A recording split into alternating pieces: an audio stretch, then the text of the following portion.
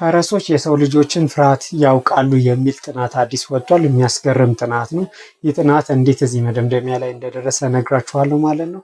ሳይንቲስቶቹ ያደረጉት ነገር 30 በጎ ፈቃደኞችን በመውሰድ በመጀመሪያ የሆረር ሙቪን እንዲያዩ በማድረግ የሆረር ሙቪን በሚያዩበት ሰዓት ላይ ከእያንዳንዱ ሰው ላብ ላይ ናሙና እንዲወሰድ በጥጥ እየተደረገ ናሙና እንዲወሰድ ተደረገ።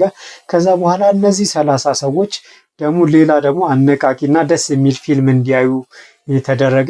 ይህንንም በሚያዩበት ሰዓት በጥጥ እንደገና ናሙናዎች እንዲወሰዱ ተደረገ። ከዛ በኋላ 43 ፈረሶችን በማውጣት በሶስት ግሩፕ ከፈሏቸው።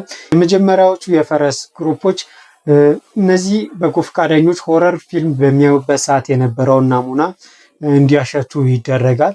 ሲቀጥል ደግሞ ሁለተኛው ግሩፕ ደግሞ ኖርማል እና አስደሳች ፊልም ሰዎች ሲያዩበት የነበረውን ናሙና እንዲያሸቱ ይደረጋል። ሶስተኛው ደግሞ መጨረሻው የፈረሶች ግሩፕ ደግሞ ኖርማል ምንም አይነት የሰው ጠረን የሌለው ናሙና ደግሞ እንዲያሸቱ ይደረጋል ማለት ነው።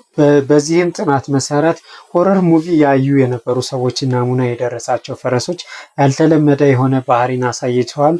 ከፍተኛ የሆነ የመንቃት አካባቢያቸውን የመቃኘት የመዝለል እና ውጥረት ላይ እንዳሉ የሚመስል ባህሪ ነበር ሲያሳዩ የነበሩት።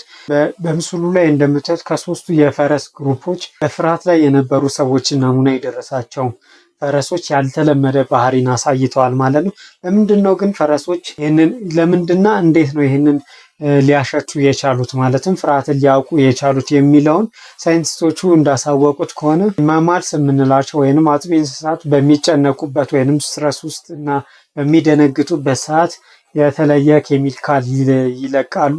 ይህንን ኬሚካል ደግሞ ፈረሶቹ በቀላሉ ሴንስና መለየት ይችላሉ የሚል ነው። እናንተ ምን ታስባላችሁ? ኮመንት ላይ አሳውቁኝ። ላይክ፣ ፎሎ፣ ሼር ማድረግ እንዳይረሳ። አመሰግናለሁ።